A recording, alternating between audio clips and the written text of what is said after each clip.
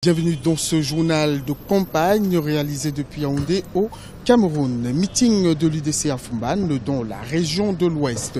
Les représentants du candidat Adamou Ndamdjoya sont allés à la rencontre des populations du Noun avec un mot d'ordre: voter pour le candidat Adamou Ndamdjoya le 7 octobre prochain. Nelly Claude Ebessa revient sur ce meeting. Meeting de l'UDC à Foumban dans son fief. Les cadres de ce parti ont rassemblé les fils et filles du Noun autour de l'équipe du candidat Adamou Ndamdjoya. Le mot d'ordre: voter pour Adamou Ndamdjoya le 7 octobre prochain pour l'harmonie et la compréhension entre les fils et les filles du Cameroun. On vote à faveur de l'UDC parce que nous tenons compte d'abord du contexte. Les élections se suivent mais ne se ressemblent pas. Dans le contexte d'aujourd'hui, qui est un contexte sécuritaire, nous pensons que notre champion, le docteur Adamou Ndamdjoya, a fait ses preuves, que ce soit au Cameroun, que ce soit dans le monde entier.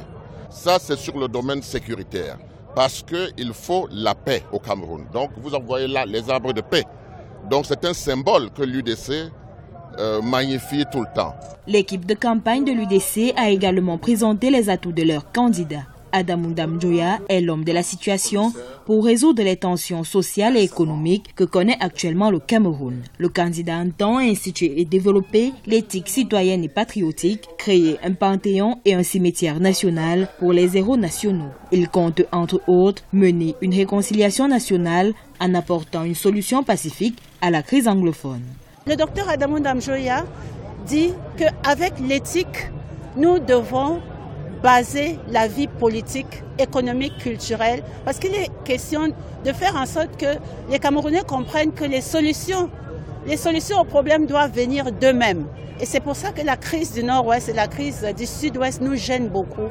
Il n'est pas normal d'aller aux élections alors qu'une partie de la République ne peut pas être normalement libre. À Foumban, où l'UDC est suffisamment implanté, militants et élites du parti se sont fortement mobilisés pour assurer un plébiscite à l'endroit de leur candidat. Maurice Kamto est allé à la conquête des électeurs de Yaoundé. Le candidat du MRC à la présidentielle du 7 octobre prochain ici au Cameroun propose aux populations un Cameroun uni et fort dans sa riche diversité. Les détails dans ce reportage de notre envoyé spécial à Yaoundé, Corinne Kamseu. C'est un Cameroun uni et fort dans sa riche diversité, un Cameroun rassemblé, apaisé à la prospérité partagée que propose le candidat du MRC, Maurice Kamto. Pour ceux des électeurs qui redoutent une difficile transition, le mouvement pour la renaissance du Cameroun se positionne comme un parti rassembleur. N'ayez pas peur, rassurez ceux qui ont peur du changement. Avant M. Paul Biya, il y avait la paix au Cameroun. Après M. Paul Biya, il y aura la paix au Cameroun. Nous assurerons la paix dans ce pays. Nous garantirons la paix dans ce pays parce que nous allons rassembler les Camerounais. Dénonçant un modèle économique qui, selon lui, ne crée plus d'emplois et des richesses suffisantes pour le développement, le candidat Kamto propose à la jeunesse d'accélérer leur insertion professionnelle en tenant compte des spécificités. Je veux non seulement que vous alliez à l'école, mais que ceux qui sont partis de l'école très tôt soient formés, bien formés, que chaque jeune Camerounais ait un métier. Et s'il ne trouve pas un emploi, nous l'accompagnerons, l'État l'accompagnera en lui permettant de s'installer pour exercer son activité. Pour ce candidat qui doit affronter, outre les partis de l'opposition, le candidat du RDPC au pouvoir depuis 1982, il faut convaincre. Après le grand meeting de Yaoundé, Maurice Kamto est allé à la conquête des populations du Sud, à Ebolovan notamment, et a ensuite mis le cap sur l'Ouest. Le RDPC accentue sa campagne sur le territoire national. Les représentants du candidat Paul Biya multiplient les descentes sur le terrain tout en mettant en avant l'expérience de leur candidat.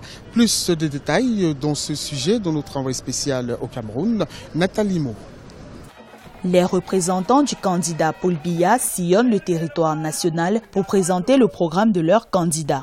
Dans la ville de Yaoundé, les représentants du Rassemblement démocratique du peuple camerounais font le bilan des actions du président sortant. Pour ces derniers, l'expérience du candidat Paul Biya fait de lui le meilleur choix. Nous ne pouvons pas nous laisser diriger par des hommes qui ne sont pas prêts. Mettons-nous derrière Paul Biya pour un Cameroun uni. indivisible. Celui qui veut nous diviser, on va lui barrer la route. On ne veut pas de Cameroun divisé. Nous voulons le Cameroun uni. Et nous voulons inviter d'autres parents à nous, d'autres frères qui veulent gouverner le Cameroun, d'avoir de l'espérance.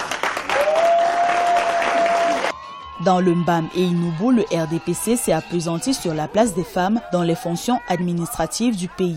Pour la représentante du parti dans la localité, un plébiscite à l'élection du 7 octobre serait une garantie du respect de cet engagement du président Paul Biya.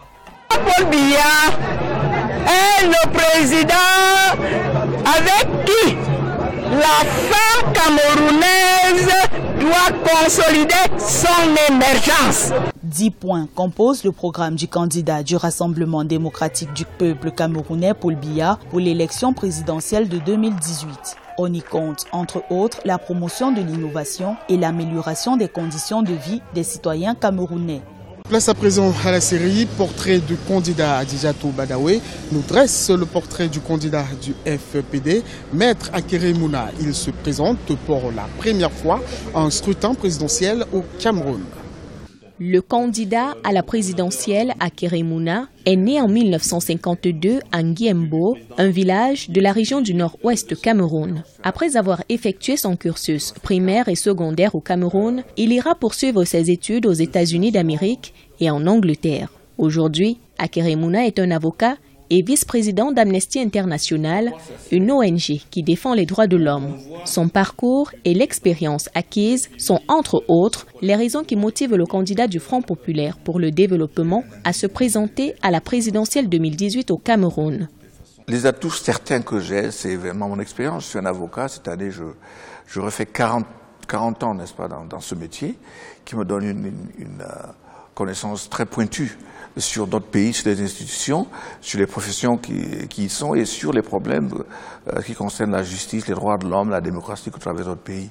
Donc c'est une expérience certaine. S'il est élu au soir du 7 octobre 2018, Akere Mouna annonce plusieurs réformes constitutionnelles qui devraient permettre d'assurer un bon système de gouvernance au Cameroun. Parmi ces réformes, on note la limitation du mandat présidentiel à 5 ans et renouvelable 2 fois, l'organisation des élections pour tous les membres du Parlement et du Sénat et la reconnaissance par la Constitution du statut de l'opposition. Les grands axes vont être dans le secteur de la santé, la justice et l'éducation. Pourquoi? Parce que ces axes-là atteignent, n'est-ce pas, le plus pauvre de pauvres et le plus faible dans notre pays. Au plan économique, Akere Mouna voudrait mettre sur pied un dispositif local de soutien aux PME. Il s'agit d'une stratégie de formation, de financement, de normes et d'opportunités. En attendant le rendez-vous du 7 octobre devant les urnes, son équipe de campagne est à pied d'œuvre sur les réseaux sociaux afin de sensibiliser plus de militants. C'est la fin de ce journal de campagne réalisé depuis le marché central de Yaoundé, ici au Cameroun. Merci de l'avoir suivi. À très bientôt sur Africa 24.